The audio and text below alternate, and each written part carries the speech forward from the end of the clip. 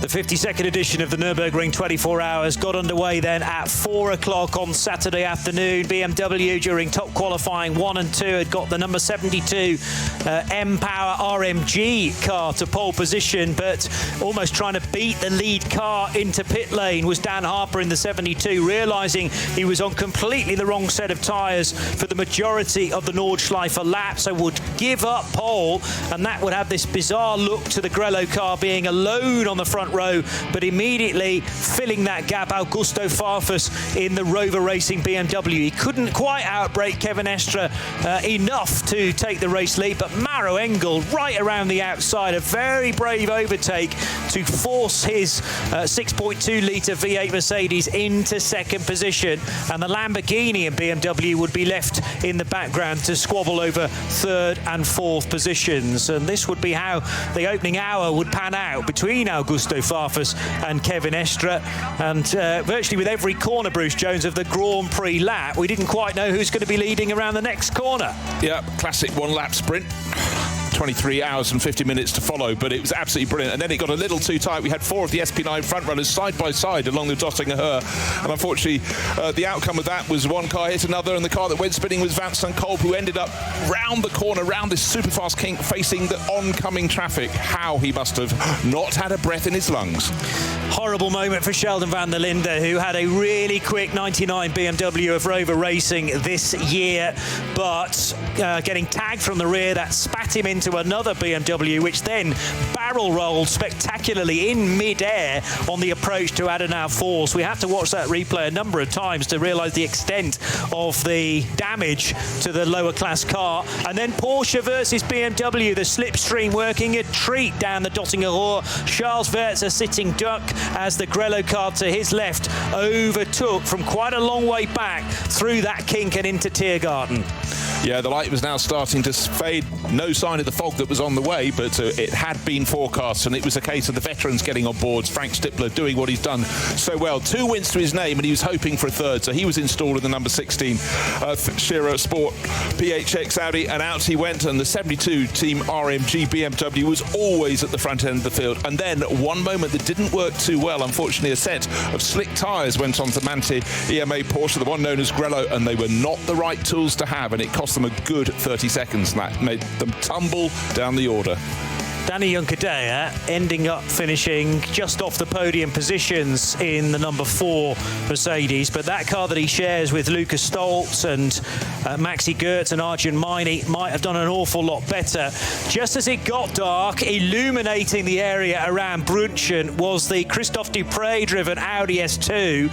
Such little warning for Christophe as he came out of that very familiar and popular from spectators right-hander by the gravel trap, and the fuel that had been dropped on the road surface creating a dramatic fire trail, but effectively the whole of the fuel rail down the right hand side of this Audi setting alight and doing a phenomenal amount of damage to what looked like a brand new car. Thankfully Christophe Dupre was able to get out, and then we were treated to some truly terrific overtaking at Schwedenkreuz at Arenberg between the Porsche and the Audi first of all.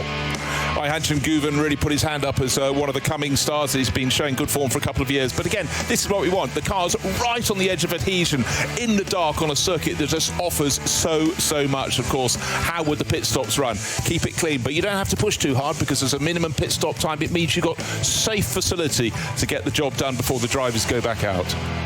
I remember during this phase, cars were coming in after only 4, 5, 6 laps. They weren't making anything close to the maximum of 8. That was partly perhaps down to the amount of visibility and the stress and strain on one particular driver at any one time, but also because the conditions were consistently changing and the teams were chasing them so often with their tyre decisions. Then at 23 minutes past 11, the red flag came out. We were not surprised by this, and it would stay out until, well, cars released at 9:30, but it was a few hours after that before eventually the decision decision was made to run these 3 different groups behind the safety car. They were released from their starting grid at 1:30 in the afternoon.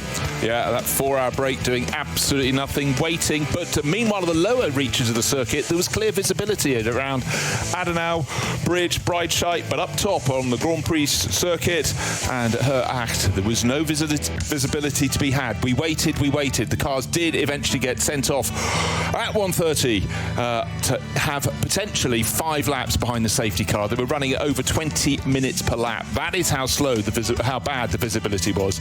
They had to wait. A decision was coming, but what would that decision be?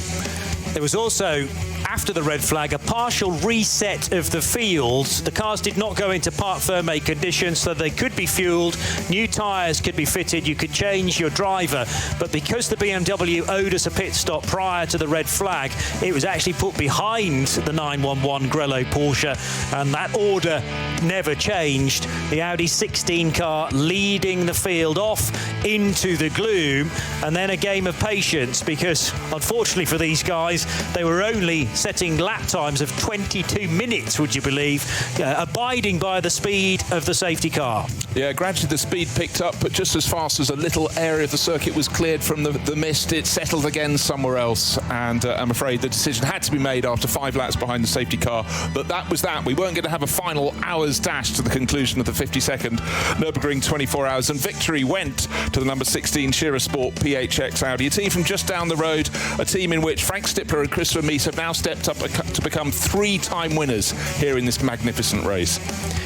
The decision finally given to Scherer Sport PHX, and this was the moment that they all realised it was a 7th victory for Phoenix, for Scherer Sport, for the 4 rings of Audi that would bring them level with the Manthey Racing Porsche record.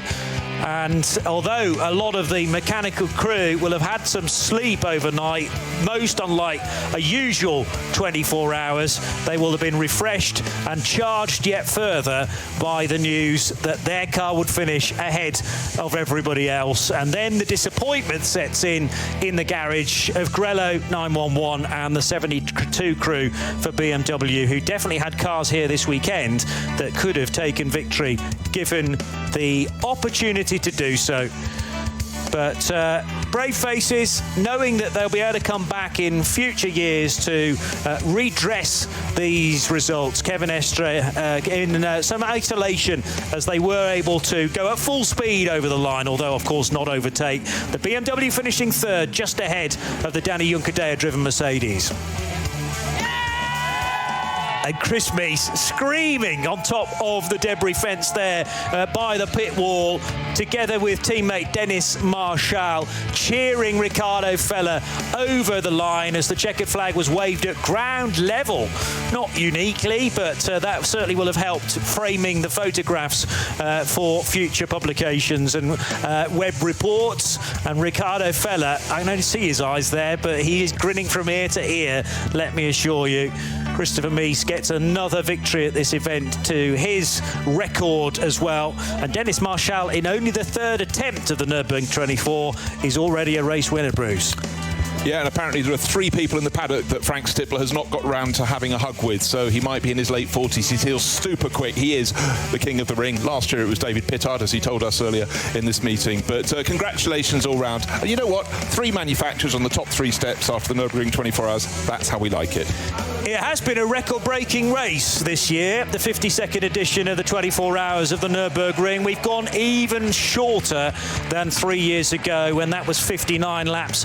The round figure of 50 and just over, well, barely eight hours of actual racing laps. I suppose we bolt on those extra 20-minute laps when they weren't actually permitted to overtake. So a strange one, but it's done and dusted, and it's another victory for Audi and Frank Stippler, Chris Mies, Riccardo Feller and Dennis Marshall. Many other crews will be kicking themselves up and down the order. We hope for the full 24 hours next year, a later race in June in 2025. We'll see you for that.